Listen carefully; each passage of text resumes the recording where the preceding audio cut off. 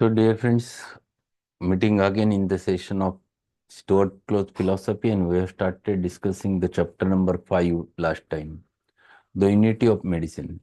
And this chapter, he tried to explain the correlation between different branches of medicine in between. What has happened in modern science has divided into many branches in order to make it more clear regarding the study of the organs, but because of which they divided the human being into different parts. And there are specialists, more than 57 different varieties of specialists were present when Stuart Close was practicing and written this book. Now there are more than 100 branches or 150 branches are present at present. But problem lies over there that everyone looks towards his only part, and if the logic is wrong, the concept is wrong, the treatment remains to be wrong.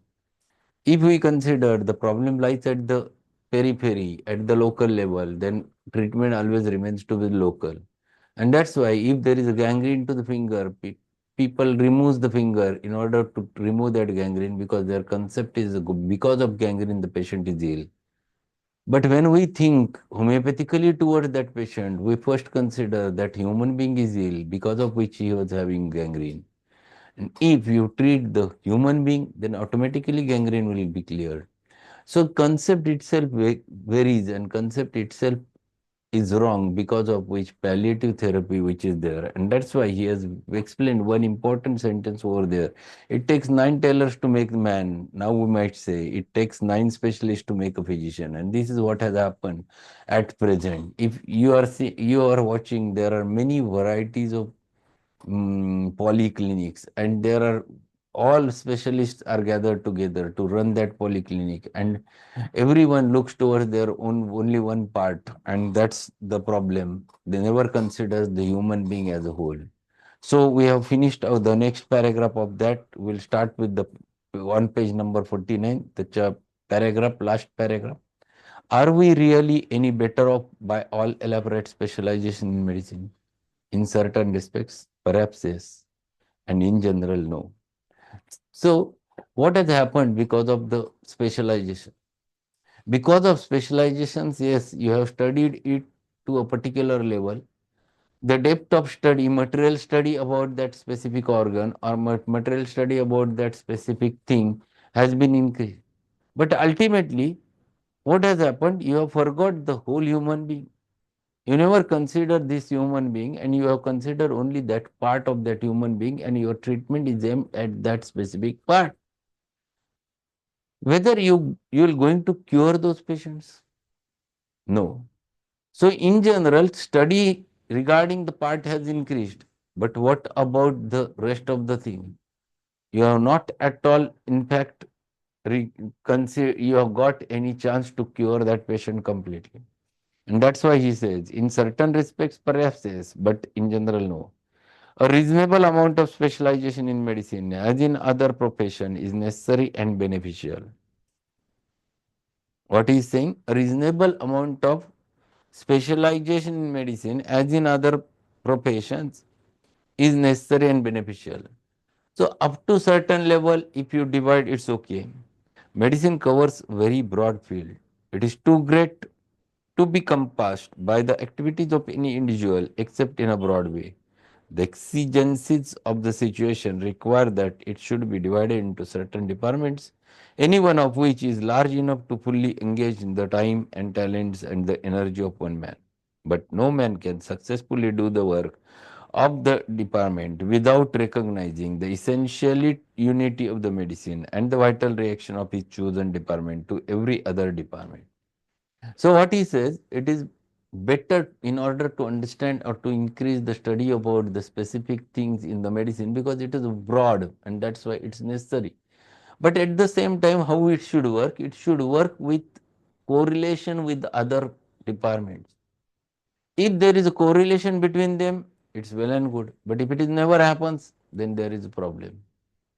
So this is what he is specifically mentioning about that unity of all those branches of medicines is too much necessary.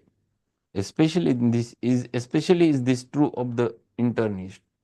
The individual who devotes himself to curative medicine as distinguished from the preventive medicine and surgery. And still more, is it true of pharmacotherapists who relies mainly for his results upon the scientific use of drugs, as in the case of homeopathician, who is legitimately a specialist under the same rules as governed by any other legitimate specialist. So things are rather different in homeopathy. We never divide the patient. We never divide the patient into different systems, parts, but we used to look towards the human being with holistic aspect. We used to take into consideration the mental, dynamical aspects as well as the physical aspects of the human being. And that's why when we consider it in that manner, we take the hold of the patient as a whole. And this is absolutely different than the rest of the pathies over there in homeopathy. The vital organic relation between all departments of medicine must never be overlooked. The science of medicine exists only in order that the art of medicine may be made effectual in prevention, amelioration, and cure of diseases. The specialties in medicines are of little value in the treatment of disease unless they are correlated and directed in their application by the internist, the general practitioner, who views and treats every case as a whole. So, there was a concept of general practice earlier, and that general practitioner was knowing the whole family. He was knowing each and every member of the family, and because of which he was very easy to recognize what is wrong with the patient with that family. And he used to check that patient and he just asked, "What is wrong with you? Is there any problem?" He used to ask such types of questions. And he knows that there must be something quarrel between them and which has caused such and such thing, everything. And it becomes very easy. He was an internist who used to look internally to find it out what is wrong with the patient. But the consultants or specialists never goes beyond that. They look toward the organ and they prescribe the medicine. And because of which that produces only a palliative effect, but not at all curative. And this is the basic difference which he is explaining over there, that the general practitioner who views and treats every case as a whole, all the surgery, all the organ specializing, all the theorizing, laboratory research, classifying, naming, and explaining of diseases amount to be very little if it does not lead to the cure of the patient. So, unless you produce cure with the patient, it is not possible to get the result. So surgical branch, if there is a tumor, if you remove that tumor, you feel that patient is cured. This is what happens. After sometimes there is a recurrence, and when recurrence happens, they consider that it is metastasis.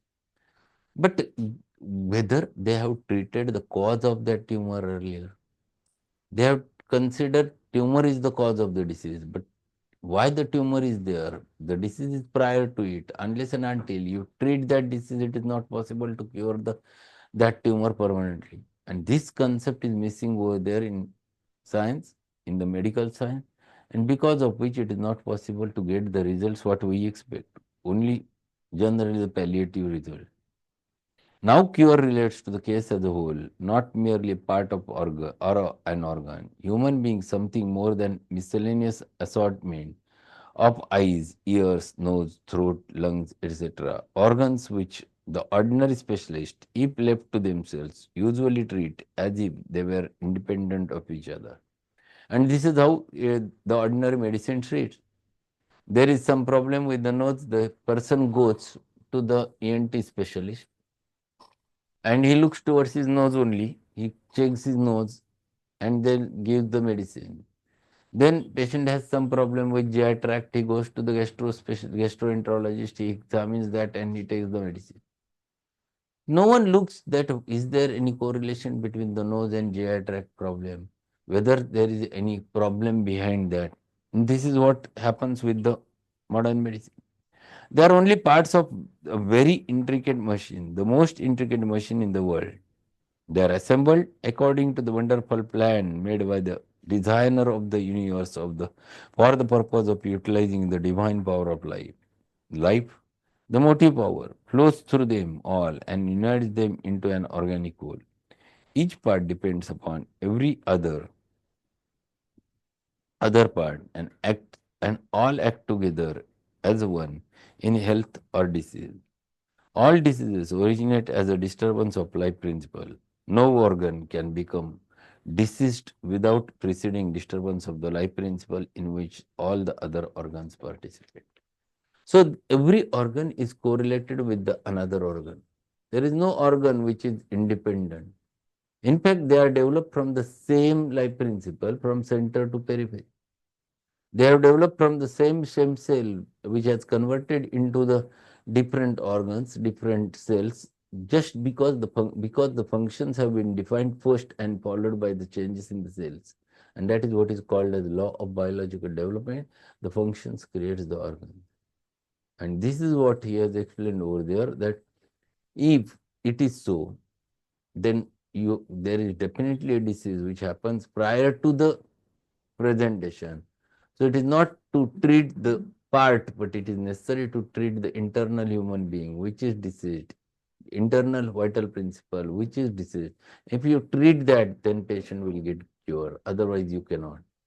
He is explaining you the thorough concept regarding the disease, and if you understand this concept, then it becomes rather simple to treat the patient with the homeopathy. The cure of disease takes place in the same way. The curative remedy through a media of nerves and blood vessels acts first upon the life principle everywhere present in the organism and then upon the affected parts. It is in a perfectly natural manner.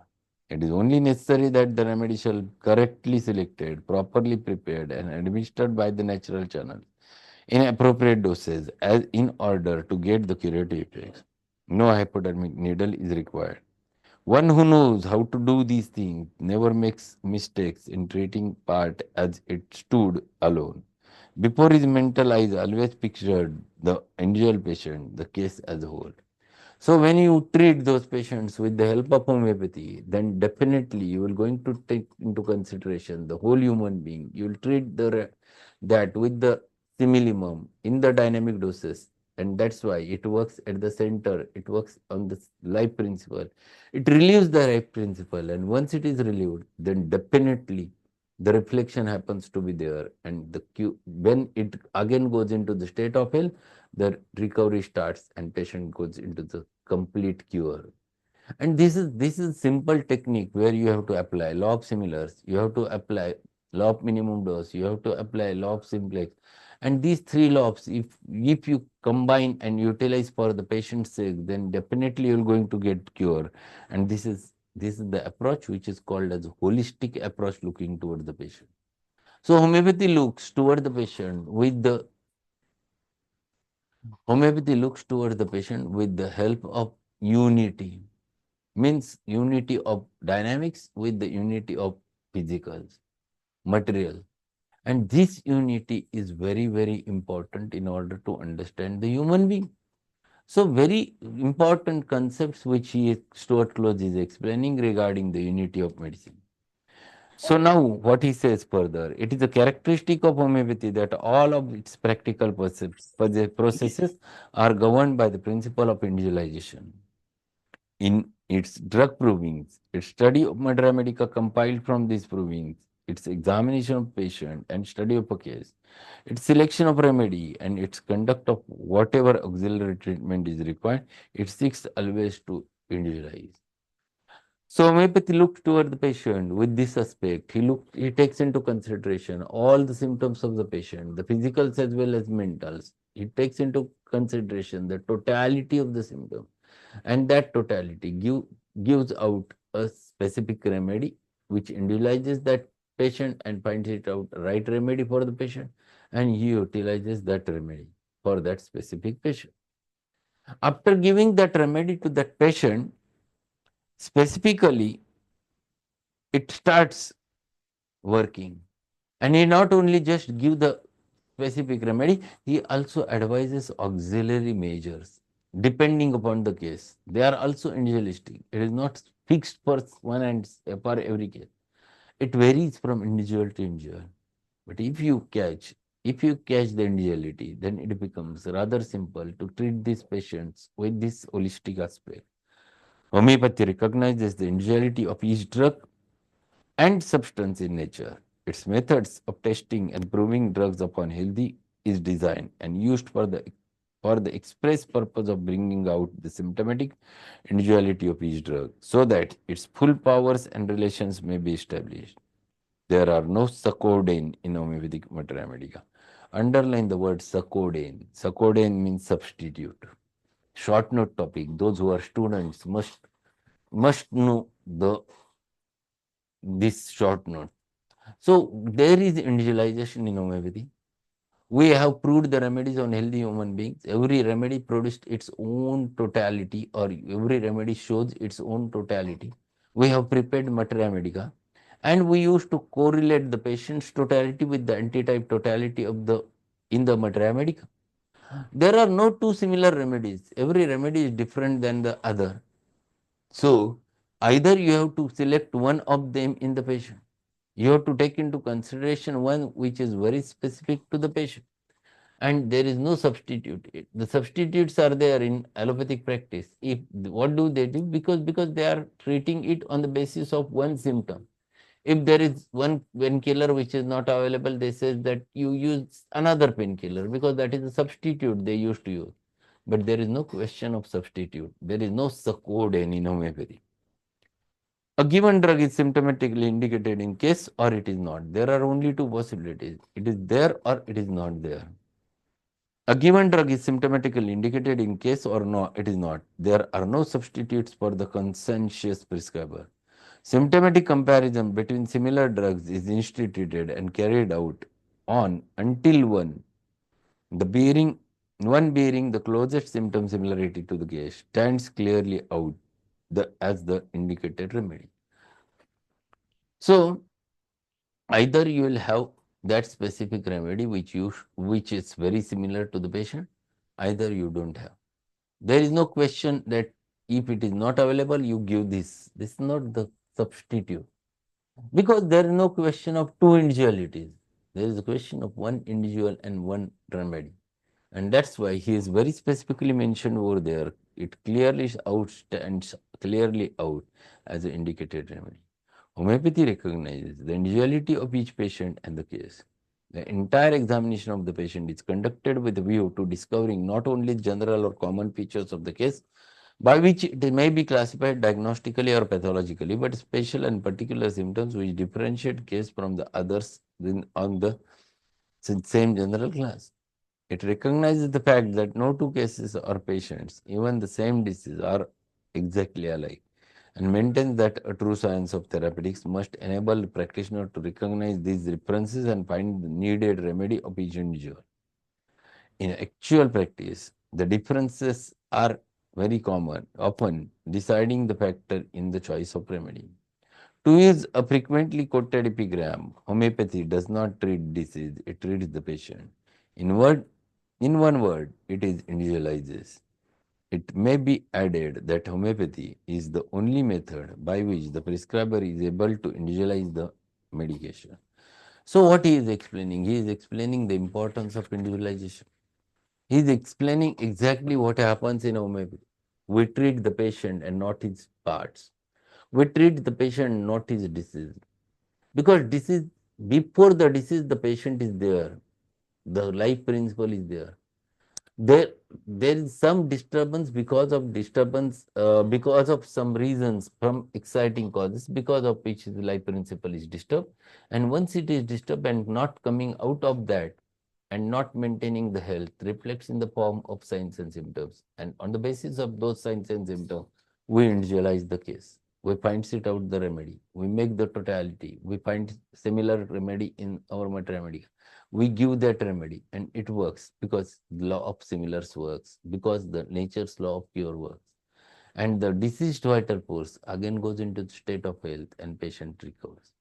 So see, very clearly he has explained over there the concept of individualization, and those who are exam going, they should take into consideration this part for your answer of the individualization. Because the individualization is a very big important thing in the homeopathy, because whole case taking and whole concept of homeopathy depends upon you. The In the auxiliary treatment, the same auxiliary means supportive treatment. In the auxiliary treatment, the same principle is applied as far as possible. In dietetics, for example, instead of laying down the rigid rules and making a diet list composed of articles selected solely for their supposed chemical or physiological relation to the case, the patient's idiosyncrasies, his likes and dislikes, his aggravations and ameliorations, as revealed by its symptoms, are considered and allowed for. So, auxiliary line of treatment is also where you have to individualize.